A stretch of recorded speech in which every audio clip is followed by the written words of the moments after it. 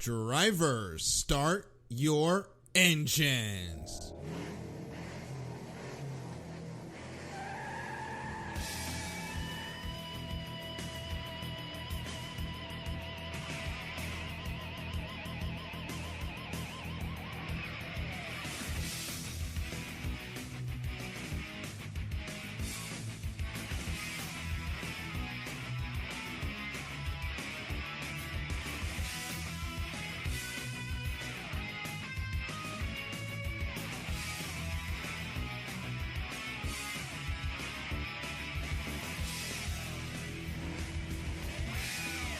You are now listening to the fastest show on iSports Radio. My name is Daryl Kinsey Jr. I'm welcoming you to take a lap the extra mile for today, April the 8th, 2021. And ladies and gentlemen, it's time to get back racing again. NASCAR's heading to Martinsville at night. We're finally getting close to the start of the Indycar season, thank goodness. Formula One, I think, will be back next week. They're finishing up their 2-week quarantine period before they head out to Italy. And to help me talk about it all are my co-hosts, Christopher Lehman and Michael Ward. Gentlemen, welcome in. How's it going tonight? Hello. How's everybody doing? Hope everyone's doing well. Christopher, great to hear your voice again. You've been on baby duty the last couple of weeks, and the no sleep thing I see has begun. How is that treating you? Well, sorry, I'm just finishing up dinner there. I texted you earlier this week, Daryl, and said that last week at like 8:30 or 7:30, he started kind of falling asleep. So I texted you, hey, I'm going to try to get some sleep. It wasn't in vain. I slept from about 8:15, 8:30, right up until about midnight. So thank you for the last minute night off there, and it was not in vain. I know with the little one, I do not have little ones myself, but I know from other people that do have little ones, they go through this period specifically at the beginning where they don't understand how time works. So they wake up whenever the heck they want. And when they are hungry or poopy, well, it doesn't matter if it's 3 a.m, you need to come deal with it. So that's correct. Sounds like a lot of fun. Absolutely correct. And they really have no idea the time of day. As it, they have no idea the time of day. So, like when they're in the womb, they usually sleep while you're active during the day, and then when you're sleeping, that's when they're active. And so it's a long process to get that flipped around. So we're working on it. It'll be fine. Eventually, they'll be figuring out what night actually is, and they'll be sleeping, and he'll be sleeping, and then soon he'll be starting to babble, and then he'll be talking, and then he will not shut up talking. So, yeah. Right now, he wouldn't know the difference between the Bristol day race and the night race, and that's disturbing to me. He'll figure it out soon enough. Yep, he'll be watching me on TV in September. Yep. And Michael, you just started your iRacing journey. We were talking a little bit before the start of the show, and you got a new respect for the truck series now that you're in the iRacing series.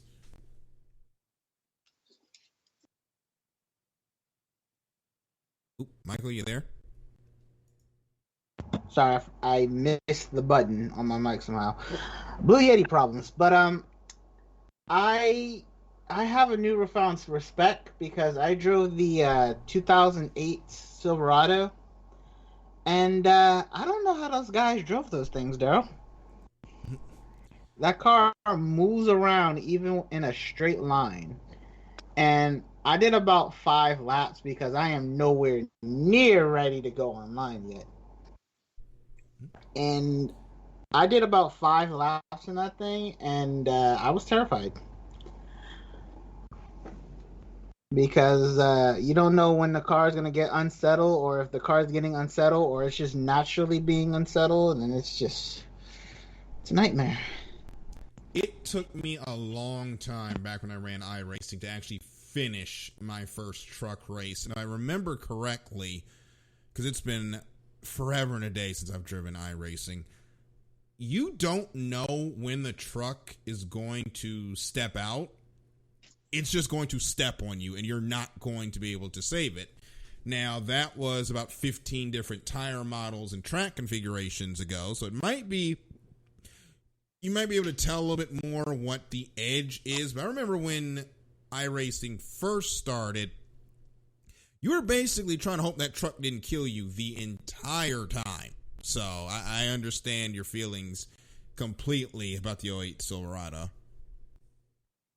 Yeah, I legit was terrified, Daryl.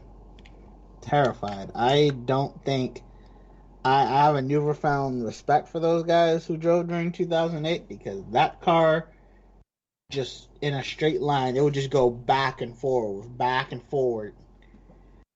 And then I was just like, if it's a nightmare on Charlotte, this car must have been a absolute, I don't know if I could say the H word, but it might have been an absolute H word on Talladega or Daytona. It was definitely a difficult vehicle to handle. And the trucks have only gotten harder to handle since then, which is a good thing. And the Cup car might be getting harder to handle soon, as 2 days of tire testing were just completed by Tyler Reddick at the Darlington Speedway. Let's play a quick game quick. Okay. 2008 Truck Series. Who do you guys think the champion was? 2008. Okay, so It's something you don't expect. I'll give you a hint. Right. It was a Toyota. It was a Toyota truck. That takes Ron. I don't think Hornaday won that championship. He won 2007 and 2009. Oh my God. Yeah. Okay, who was in a Toyota? Benson? No, I don't think Johnny Benson won a championship. Yeah, 2008. Oh, okay. That was Oh a yeah, total Johnny shot Benson in the was dark. amazing that year. Now that I remember, yeah. I can see remember that too, because he had just come from Cup and dropped down into the Truck Series. He did not have a good Cup career, and he was awesome in those Toyotas. Fortunately, got into a major accident a few years later. I haven't seen him back since, but Johnny Benson was really good in the trucks, and I forgot he won the 2008 championship. I also kind of missed those the 10 and the 36 MBM car. Was it MBM? Yeah, I think it was MBM. Yeah. Just those Pontiacs, I remember those. That was the Pontiac. Yep. Ago. Yeah, I remember those. They were Pontiacs using Hendrick engines, if I believe so, if I was correct. Yeah, because the GM stuff was all running together, so Pontiac and Chevy was basically the same engines, all that, just changed the nameplate, which was weird, to be honest. But we just had the tire testing in Darlington, and Christopher, it looked like that car is a handful, and that's what we want to see out of the Cup car after a lot of the complaints with the current car being on rails with the current aero package. New car looks really good. Yeah, and that's what we want to see. I'm sorry, I'm eating ice cream while I'm talking. I apologize. What flavor? Vanilla. I don't eat chocolate, but that's a story for another time. It's actually not a story, just a personal preference. But no, getting the car back in the driver's hands will be great. It's going to, separate the men from the boys. So yeah, I'm excited for it. I'm excited. Obviously, we had talked about in the pre-show that NASCAR dropped the unveil date for the next gen, and there was the rain tire testing this past week in Martinsville. So I think we got some great things to look forward to coming up here in terms of putting the car back in the driver's hands.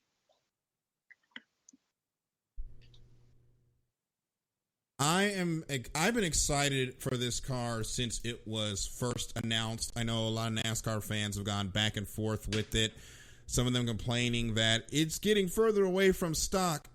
Look, y'all, it's not getting away from stock. It's getting away from what you thought or you think of as stock. And cars haven't been that stock since you were 4.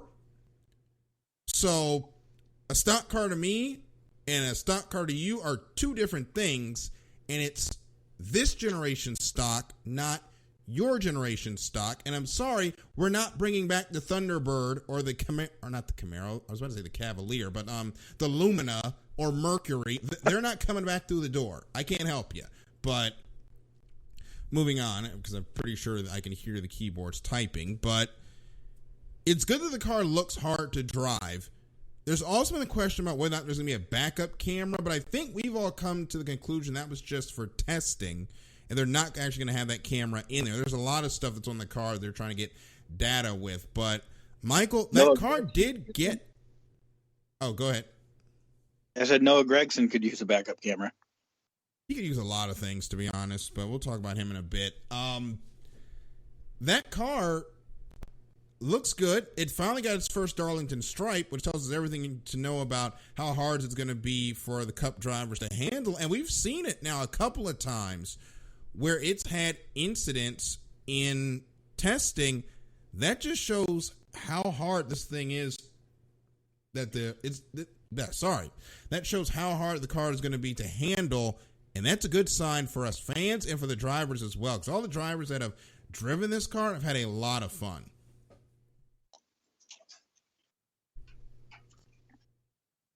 I think more fun for the drivers is going to be more fun for us to watch, in my opinion. Yeah, I'd agree with that. And I think, like I was saying earlier about separating the men from the boys, I think that, you're going to see who the guys are with the natural talent and who can just drive, on rails more or less. A little bit of throttle control is really all they need in the Cup Series right now. And it'll be interesting to see, how things go when you're not on rails, when you do have to wheel a little bit. And I think some popular favorites might not be as successful as we thought. It's going to be fun to see this thing on the track. There's a lot of people that have been talking about the possibility of this car showing up at the All-Star race.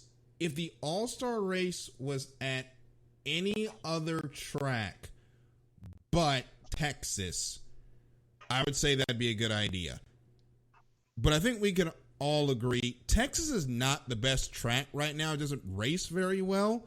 And throwing the new car on a track that doesn't race well with teams that are not going to get testing or not going to get any practice or qualifying, from what it looks like, how things have been going, they're not going to have a single shred of notebook on this car. And if the race is bad, that's going to torpedo a lot of the good work NASCAR has been put in hyping up the next-gen car.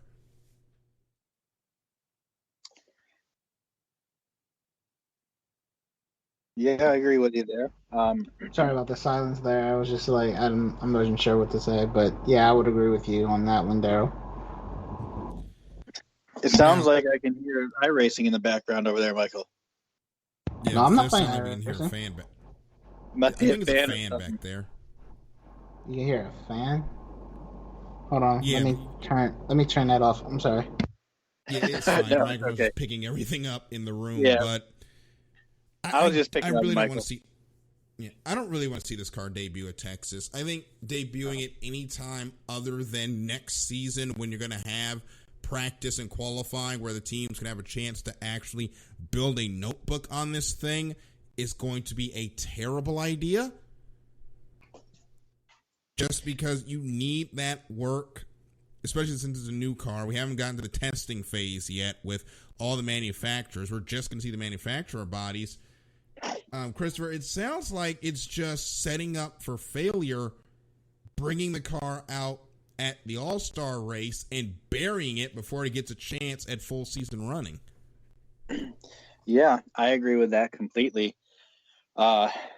Texas, obviously, not the most fun race to watch, at least on my end. But I think a lot of people would agree.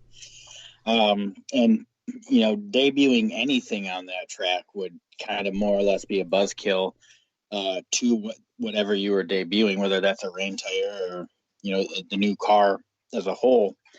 But what would kind of be cool though is if they brought all the cars to the All-Star race, maybe one of each manufacturer, and displayed, the real life car, not just the graphics that we're going to see, or do like a live unveiling, kind of like when Mustang did what Ford did with the new Mustang.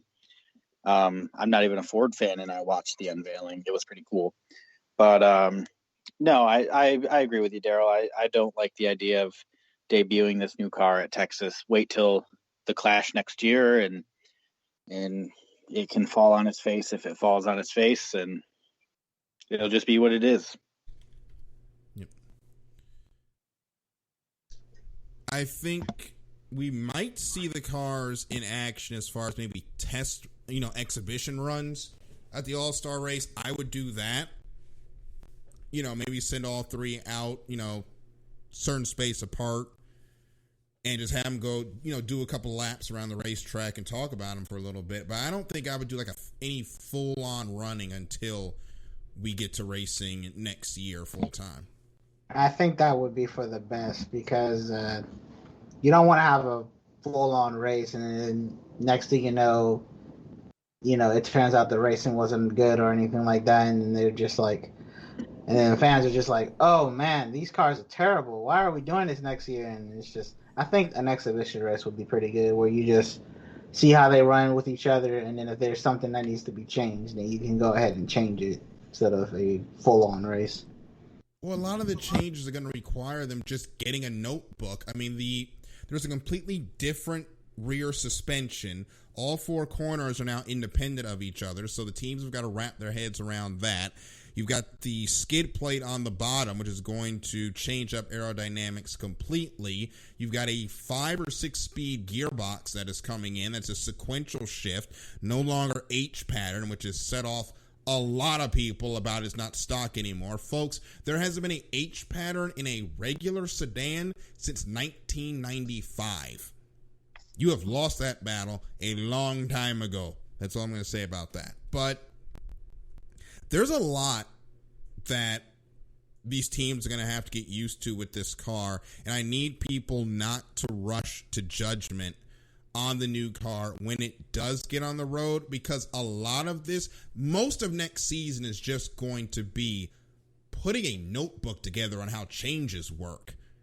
Because the car, from what it sounds like from when Bubba tested it, it doesn't change over the run anymore. Like, it doesn't get tighter as the run goes on or looser as the run goes on. It stays consistent, which is good, because now if you've got a good car, it's going to stay consistent during the run. The problem is, if you've got a bad car at the start of the run, there's no guarantee it's going to get better as the run goes on.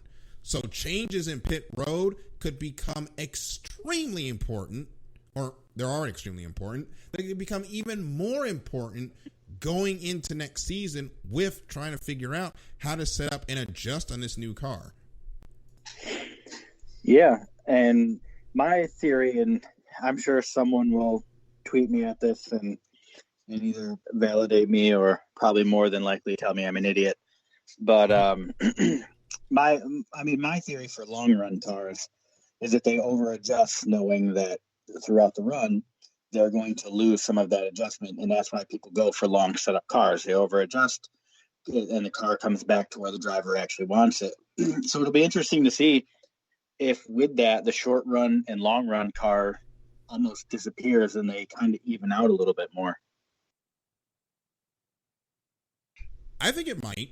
Michael, what do you think? You think we'll see more evening out, where there won't be really short run cars or long run cars anymore, and it's just going to be good cars and bad cars? I guess it's a terrible way of putting it, but it's a simple way of putting it.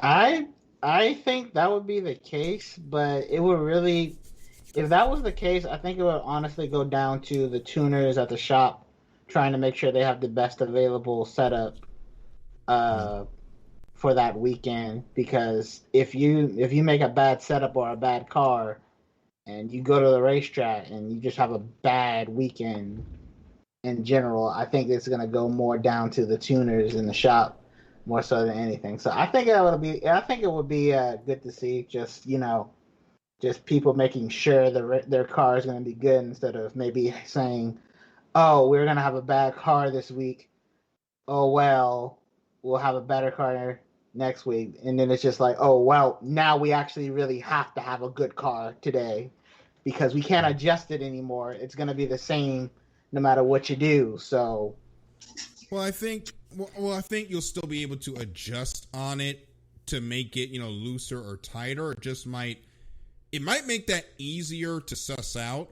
to where it'll be more consistent during the run and make it easier to figure out what you need to do. The problem is, for the first couple of weeks, figuring out how everything's going to work to make it do that. But we could talk about this entire car for an hour. I think all three of us are excited that we're getting a new car. I cannot wait to see this thing on track.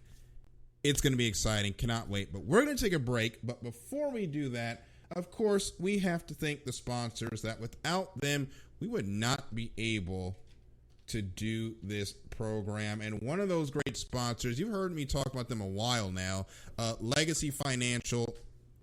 Folks, the 2020 year was just one big red flag as far as finances were concerned. But the caution flag is now out. We're getting ready to restart our economy, and if you want to get off to the best start possible, give Andrew and Io a call. They will make sure your finances are humming on all cylinders. It's financial literacy month right now, so now is a great time to give them a call at 510-928-2104 to book your appointment today. That's 510-928-2104. They're also on Twitter at legacy_uncut.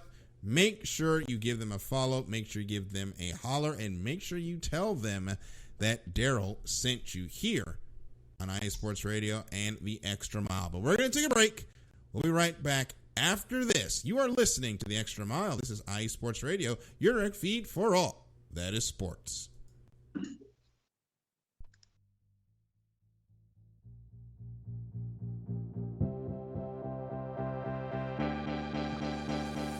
Hey guys, it's Blake Henley, better known as H-Town Blake to some of you. Happy to announce that Bases Loaded is back in full force. We'll be bringing that high heat every Tuesday night here on IE Sports Radio.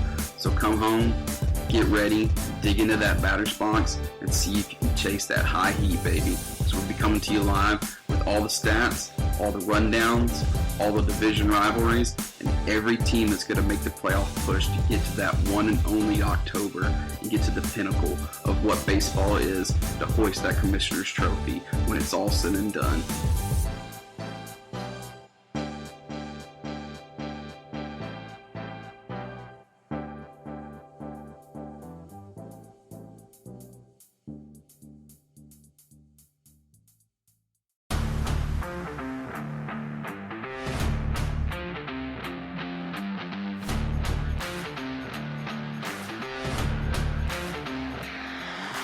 What's good, fight fans? It's your boy, Marcus Los Great, here to give you what you want, here to give you what you need.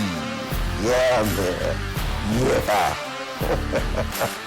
I'm coming to you live, straight from your mama's basement with a crispy white tea. We are coming to you live every Tuesday at 10 p.m. Eastern Standard Time.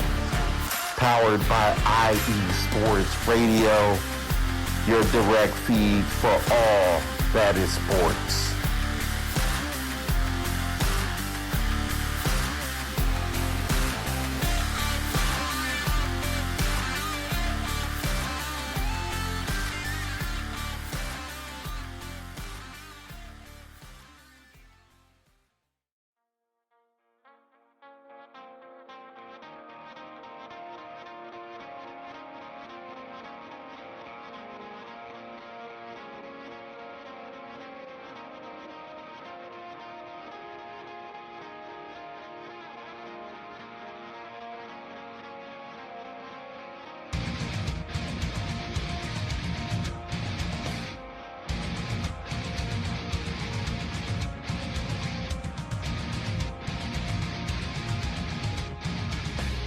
Hey sports fans, do you like wine? Well, we've got the show for you. This is Let's Wine About Sports, a show where we talk about wine and sports simultaneously. From the classic Cabernet Sauvignon all the way down to the grapes that you've never even heard of before. Oh yeah, we cover it all. And we'll talk about a little bit of sports as well. Football, hockey, collegiate, women's sports, it doesn't matter. We're going to talk about it all, and we're going to whine about it all. So join me Monday at 8 p.m. on IU Sports Radio, your direct feed for all that is sports.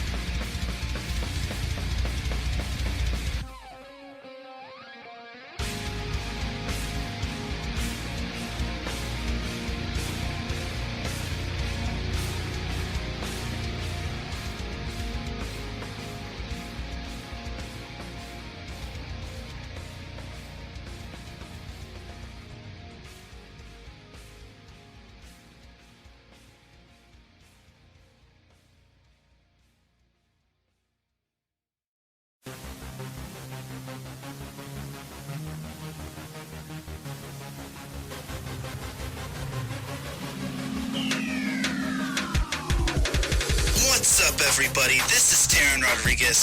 Are you a fan of volleyball? Are you a fan of Thunder Spikes? Then I have the show for you, Set Point, where I cover NCAA men's and women's volleyball, high school boys and girls volleyball, beach volleyball, and even professional volleyball. Catch the action every week here on IE Sports Radio, your direct feed for all that is sports.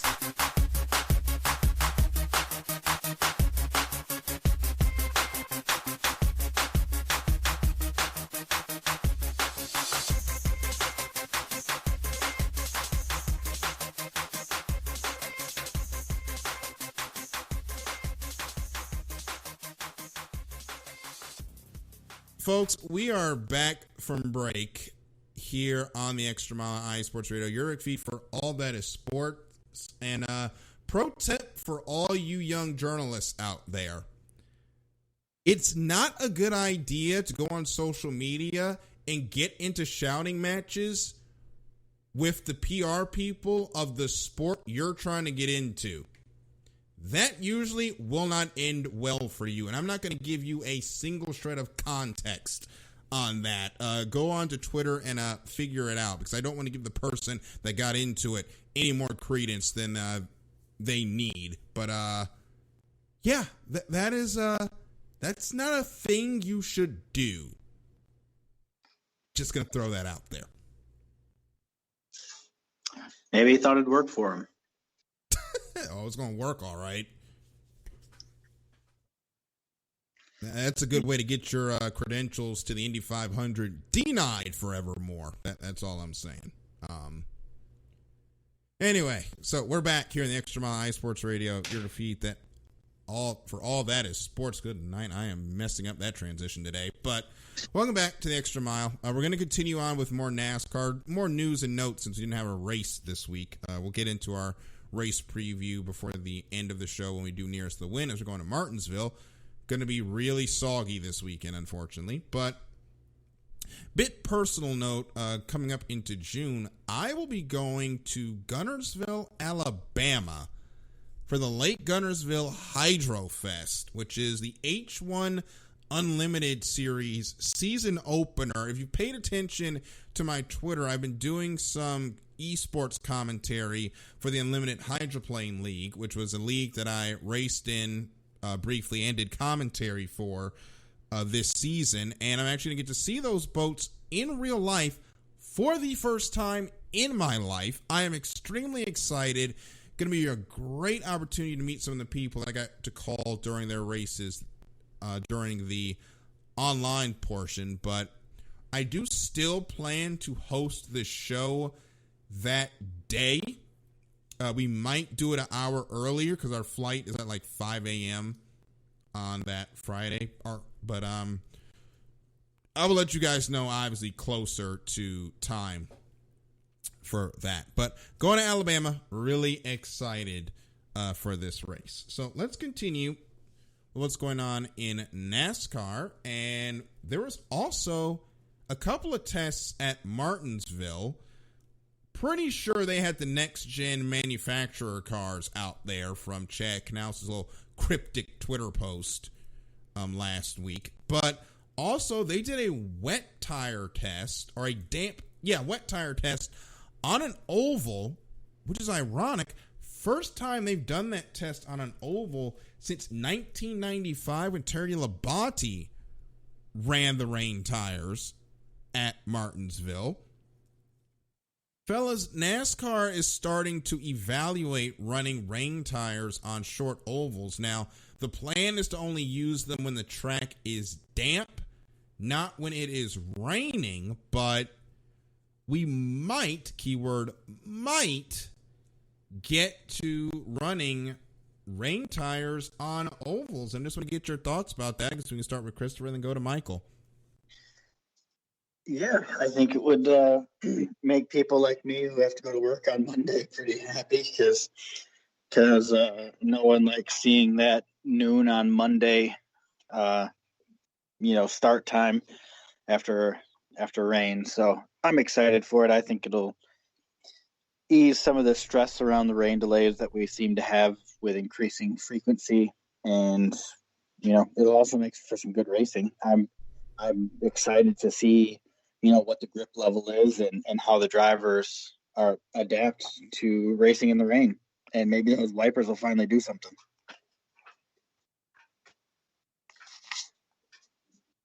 Michael, what do you think about the chance of rain tires on ovals?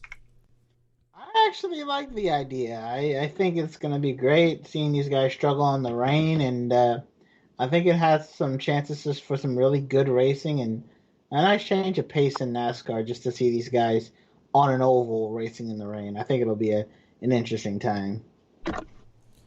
I am excited for the opportunity. Look, I think the tires can handle the high banks. I got really interested in the idea of rain tires on ovals after we saw the Roval Deluge race. Can't even call that a rain race. It was a monsoon race in NASCAR with the heavy rains that came in last year during that playoff event. But I think the tires can handle it. I think tire construction has come a long way since the 90s, and I think it's something we can figure out. However, I think both of y'all will agree with me with this. I do not want to see a rain tire anywhere near Daytona or Talladega. No thanks, fam. I'm good. Oh yeah, those banks are too high. Yeah, I think the cars will just slip off the track at that point. I wouldn't mind it. Really? Yeah, why not? Let's make it a figure eight while we're at it. Oh, so we're taking Tony Stewart's book now. We'll take half the field going one way, half the field going the other way, and they'll meet in the middle. Everybody on rain tires, too. Oh, God. Some men just want to watch the world burn, Daryl. Obviously. My thing about it is those tracks are already sketchy enough in the dry. I cannot see, with the blocks they throw, I can just see Joey Logano hooking that thing to the left, trying to block somebody, lose control, and just wipe out the entire field coming back across the track. I can see the entire wreck playing out in my head. Yeah, I don't necessarily have to be Logano, but Logano does throw the dumbest blocks. The dude is aggressive, and I don't like to throw Joey Logano under the bus. I don't have the problems with Logano that the rest of the fan base does. Like, there's some people that just hate Joey Logano, and I don't get it. Like, and this is my thing. Since we're coming to Martinsville, I'm going to talk about this. So many people in that garage area write checks that they do not cash on Joey Logano, and I don't understand why. Half of y'all don't like him, but only one person has ever sent him firewall deep into the outside wall, and that was Matt Kenseth. Nobody else has done it. Why do y'all talk all this crap about Joey Logano and don't do anything? Sorry, go ahead. I said Truex tried, but Logano had already kind of smashed him, and then Logano won the damn war and the battle. I remember that. He's going to win the battle. He ain't going to win the war, proceeds to win the championship. Yeah. Yeah, he won both. Yeah. But, no, I don't get it either. Everybody, I mean, spoiler alert, we're talking about my nearest to win pick right now, but, yeah, I think Joey Logano's really good at Martinsville. And like you were saying, why someone hasn't put him into the wall, and everybody talks about it all the time, and it just says that they're not putting their money where their mouth is, whereas Joey Logano has proved that he's got no problem getting into you at Martinsville to win the race. Everyone says they'd wreck their mother, but only probably two guys in the garage show every week that they would wreck their mother. That's Joey Logano and Kyle Busch. Yeah, Joey Logano has no qualms about. I mean, he put his own teammate in the wall trying to win the Daytona 500. Unfortunately, that went horribly for both of them. But I mean, Joey Logano is the guy where the helmet goes on and I've got no friends, and he drives like it every race, and it upsets people. And it's kind of funny how upset people get about Joey Logano's driving. Then again, people get mad at Bubba Wallace for existing, so I shouldn't be surprised about what will get this fan base mad, although those are two completely different reasons for being mad. But we've only got an hour, and I could spend at least 2 going off on that.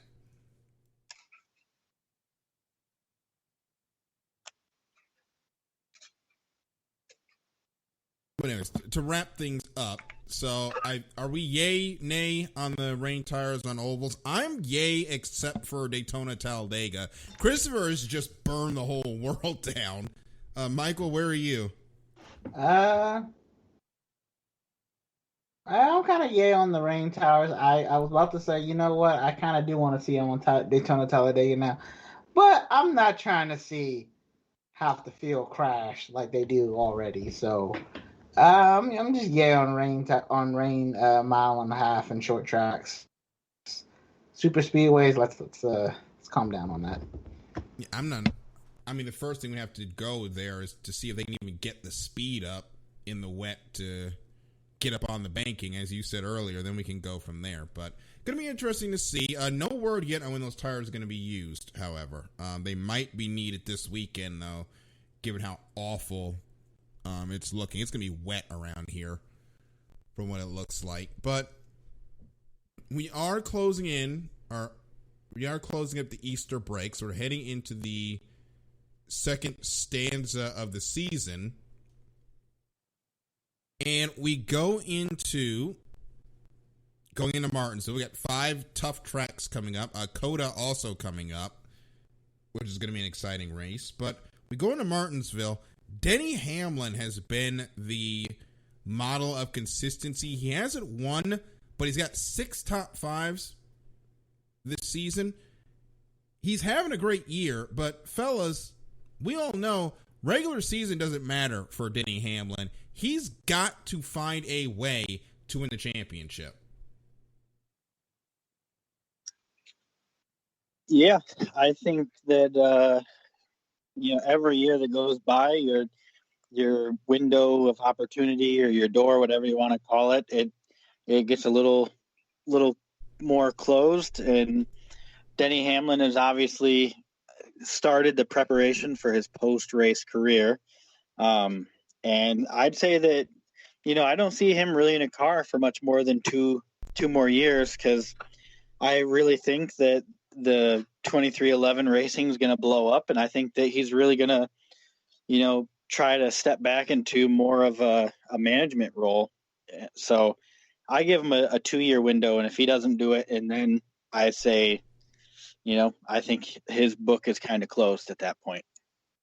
And it would be such a shame, because in my opinion, he's a championship level driver.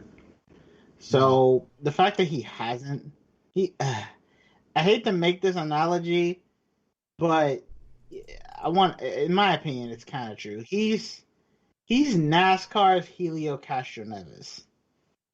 Oof.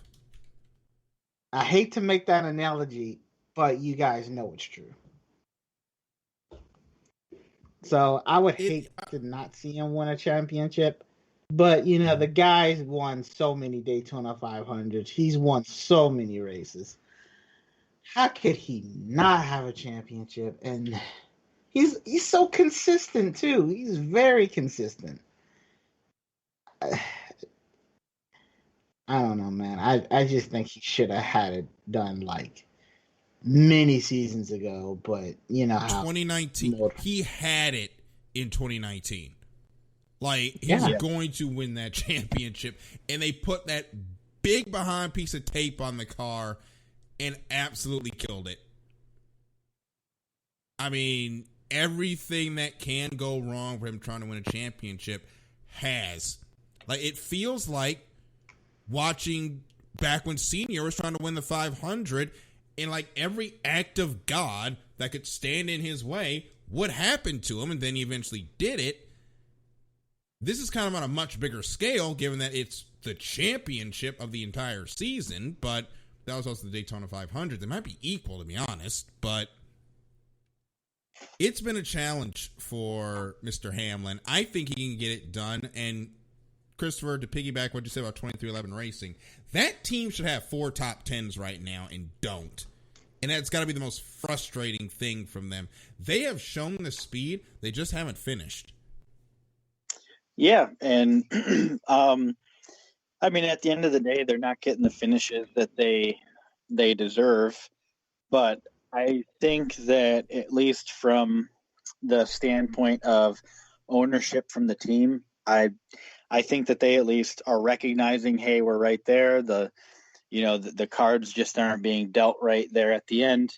But eventually it's going to come together for them, and they will start stringing together those wins, or at least, the good finishes.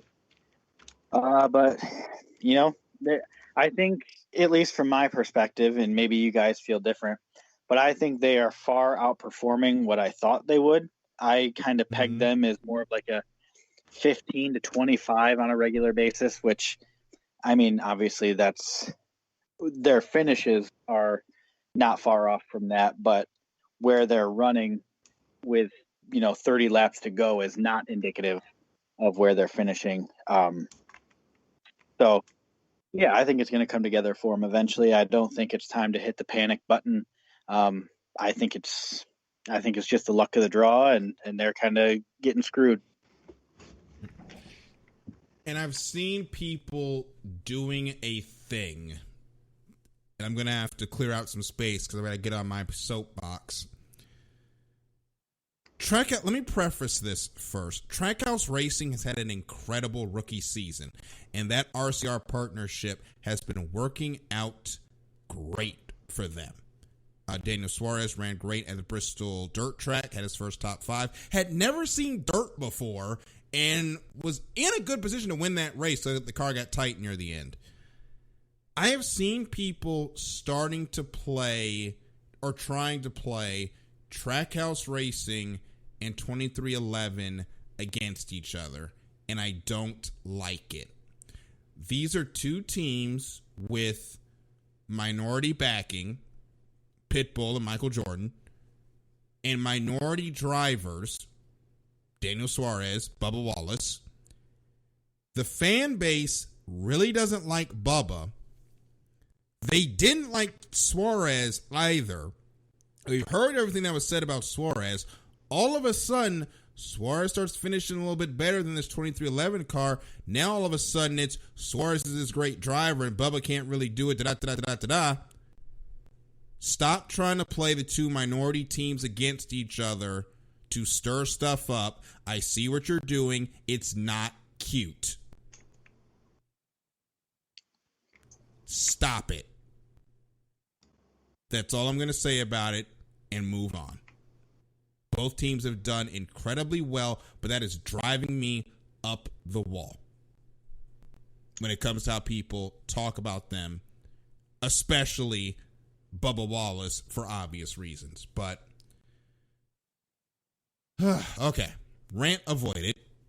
So we're coming into the next 5 races of the season. I'm going to get up this schedule here. We're going to take a quick break after this, but I'm going to bring the schedule up really quickly, just go over the races that are coming up. And we have Martinsville this weekend. Then we're going to go to Richmond for the Toyota Owners 400. The Geico 500. I cannot believe they named this race this. The Bushy McBush Race 400 at Kansas. Please don't tell me that's an actual name. That is the actual name of the race. Oh my God. The memes. I The can feel NASCAR. them. Now, I've got some information about that one, and if we're going to talk about it when we come back from the break, I will bring it up then. Okay. We've also got the... Well, actually, we got to talk about some IndyCar. We're getting close to the end of the show, so we may not bring it up. We got Dover and then Circuit of the Americas and Charlotte coming up. Which track are y'all the most excited about? Circuit of the Americas for me. Yeah, I'm ready to watch Chase Elliott win this year, Circuit of the Americas. I'm also excited about COTA just because F1 folks are not going to like NASCAR by the time we finish abusing track limits at that place. But it's going to be a lot of fun. Hey, we are going to take another quick break. But before we go, we have another sponsor that we have to thank. And this time, it's the Southern California Warriors semi-pro football team. Their season is getting ready to start now. Actually, they just had their first game recently, March 27th. They played the Moreno Valley Mercury. If you want more information about the team, head on over to SoCalWarriors2021.wixsite.com or follow SoCal Warriors on Twitter at SoCal Warriors. Another fun fact about that team, our own Larry B suiting up for the Warriors this season. We're going to take a break. When we come back, it's been a really NASCAR-heavy episode since they've got the one race coming up. Unfortunately, we're going to talk IndyCar. We're just not going to have the time to do it today. We're going to get into our Martinsville preview and get into a little bit about that Bushy McBush race story. We'll be right back after this here on The Extra Mile on IE Sports Radio, your direct feed for all that is sports. Attention, all sports fans! If you're someone who wakes up each morning with a list of sporting events to go along with your to-do list for the day, then you just might be a diehard. The world of sports is as vast as the ocean is deep, including the major leagues, the minor leagues, the colleges, and everything in between. This is me, your boy Larry B of IE Sports Radio, welcoming you to join me every Monday evening at 4 p.m. Pacific, 7 p.m. Eastern on The Defining Moment, a show that focuses on what really matters in the sports world, sports themselves, and nothing outside of them. Once again, tune in for The Defining Moment with me, your boy Larry B, every Monday evening at 4 p.m. Pacific, 7 p.m. Eastern on IE Sports Radio, right here on Spreaker.com. We'll see you there.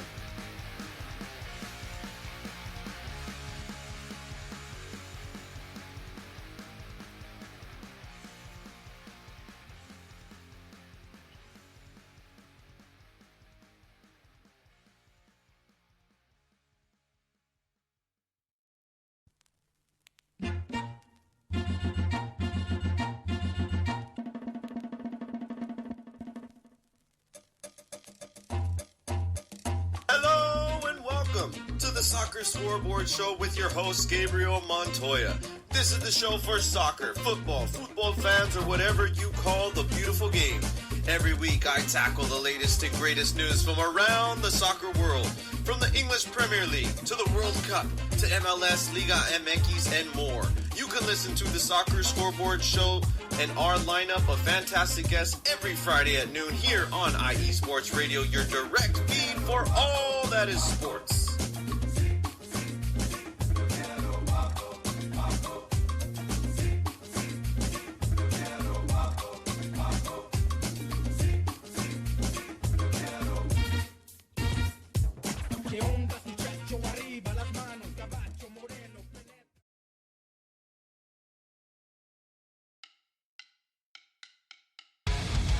Good day, folks.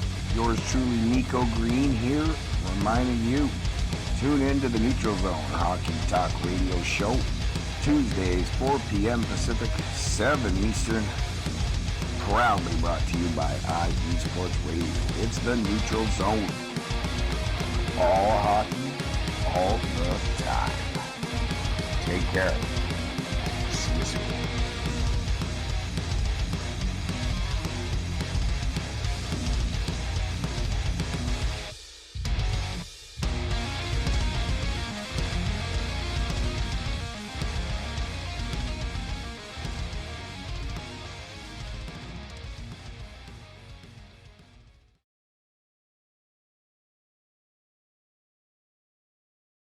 And we are back here in the Extra Mile on iSports Radio. Your feed for all that is sports. Sorry about the delay. We're getting into a little name nomenclature here. But I do remember that they did.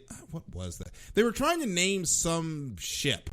Because we're talking about Bushy McBush race on the break. They were trying to name an icebreaker. And someone came up with the name Bodie McBoatface. And then that name won. But then they didn't go with it. But they named something on the vessel Bodie McBoatface. Which everyone was frustrated about. Like they named a submarine Bodie McBoatface. Yeah. So, and now we have Bushy McBush race, and the reason that name came up, obviously the meme. Two, I don't even want to know the name submissions that Bush got for this. I just don't, because internet people can be, well, given the current controversy in IndyCar Twitter, internet people. But anyway, we're going to Martinsville this weekend for the NASCAR Cup Series and the Xfinity Series. We haven't seen the Xfinity Series in 2 weeks, and fellas, Noah Gragson is coming out to play. Is he going to stay out of trouble, or is somebody sending him firewall deep in the outside wall? I can answer this one pretty easy. He's going to get taught the lesson on the track because ownership is not holding him accountable. If you listen to the Dale Jr. Download episode with Ryan Blaney, that is right after the incident with Daniel Hemrick, and on that show they more or less said that they stand behind Noah. The only problem they had was when he was in the media and made a comment about Hemrick's career. That's the only problem they had with any of that scenario, that situation at all. So with that being said, ownership not holding him accountable, the drivers are going to. Yeah, if ownership is not going to sit him down and show him the error of his ways, somebody just needs to knock him out. It'll straight happen. up. Like, if you are not going to, like, and I get it, Dale wants somebody to drive aggressive. There's a difference between aggressive and whatever Gragson has been doing the last couple of years. Like, he's been driving over his head, and it's making people mad, and he's not finishing well. And I mean, if that's the thing, then I guess Junior Motorsports, the body shop over there is not going to be going out of business anytime soon, because there's going to be a lot of crinkled up 9 sheet metal. It's not sheet metal anymore, but there's going to be a lot of crinkled up composite they're going to have to fix going forward. Yeah, and I guess so. Also on the episode with the Blaney's, Dale did say that he thinks that the team should let the drivers fight it out, and so maybe what that means is next time someone comes over and wants a piece of Gragson, his team's not going to be right there to back him up or break it up. Dale thinks that it should be between the drivers, just like in hockey. You give them a couple minutes, they duke it out, and then you separate them, and they go their separate ways, and you penalize them, and blah blah blah. But yeah, if Junior Motorsports is fine spending a big part of their budget in the body shop, then that's their own prerogative. That's just what's going to keep happening, because the Xfinity field is tired of him. And by the way, this is not going to get better when he gets to Cup. And by the way, if you think any of the Cup guys are putting up with his shenanigans, you are barking up the wrong tree, because Kevin Harvick can still turn into happy if you piss him off enough. That's all I'm going to say. But Kyle Busch and Joey Logano aren't going to let him get away with that shit. Or crap, no, sorry. Not. No, they are not. Xfinity is going to be on Friday. Cup is going to be on Saturday. More than likely, Cup is going to be on Sunday, because if you take one look at the weather report for Virginia and Maryland, for that matter, where Michael and I are, it's going to be a wet weekend, especially Saturday. But this is going to be a fun track. We've seen over the last couple of years here at the Paperclip, hot tempers here at Martinsville, especially with the playoff race, and definitely right now with the regular season event that's going on now. A lot of hot tempers get started because the only way to pass here is to lay on the bumper of somebody, and people get really upset about that. And there are some guys that like to push, mainly, of course, Joey Logano, Denny Hamlin. You've also got our boy Chase Elliott that's good here. It's going to be a fun race, but going to be a lot of hot tempers at Martinsville. Yes, there will be, and that's what makes things fun. A couple hundred laps in, when they're all getting testy and they're all tired of each other, that's when it gets a little exciting. And it'll be fun to watch. It's always good, and I feel like we always have Bristol that's always pretty tense, and because it's a short track, and same thing, people get a little upset with each other, and we didn't really have that this year with the dirt race. I mean, there was probably some tempers flaring, but it wasn't quite the spectacle we're used to. So I think tempers will be even a little higher with this really being like the first kind of like short track that we know and love. Michael, this is going to be a fun race. Everybody's going to be run. We hope it's run under the lights on Saturday, and really gives you that Saturday night short track feel running at Martinsville track in small town America with the lights, short track. Really throws back to how a lot of these guys started their careers. Sorry about that. Yeah, it's definitely going to be a throwback for a lot of these drivers. I'm pretty much gonna probably just sit down and enjoy it. I do like night racing. I wish these super speedways were night races, but I'm not the board of directors on a NASCAR, so what can I do? But I think it'll be a really good idea to have one day. All right, fellas, we got 2 minutes to go. Got to make our picks for nearest the win. Christopher, who you got? I spoiled this earlier in the show, but Joey Logano. I am going to. He's going to be checkers or wreckers. Definitely. I am going to take Denny Hamlin this weekend. Michael, who you got? I'm going to take Denny Hamlin as well. I was hoping he wasn't, but. Now, do you guys want to double up on your points and decide if he's going to move Chase Elliott out of the way aggressively at any point? I guess because he didn't win that race either, but I don't think we're going to see that again. I think that was a one-time thing. I mean, that was also in the playoffs, so yeah. Different energy playoffs compared to regular season, obviously.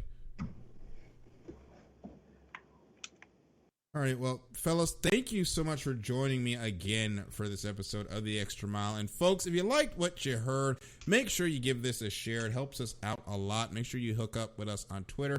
Christopher's at Fiji Sims. Michael's at Michael_War25. I'm at DK Jr. 12. Make sure you check out iesportsradio.com and our social media pages on Facebook, Instagram, and Twitter. And if you missed any episode of any IE Sports Radio show, you can hear our replays anywhere where podcasts can be heard. Well, it's the checkered flag for this episode of The Extra Mile. For Christopher and Michael, I'm Daryl. This has been a production of IE Sports Radio, and we will see you at the next green flag. Good night, everybody. Clear.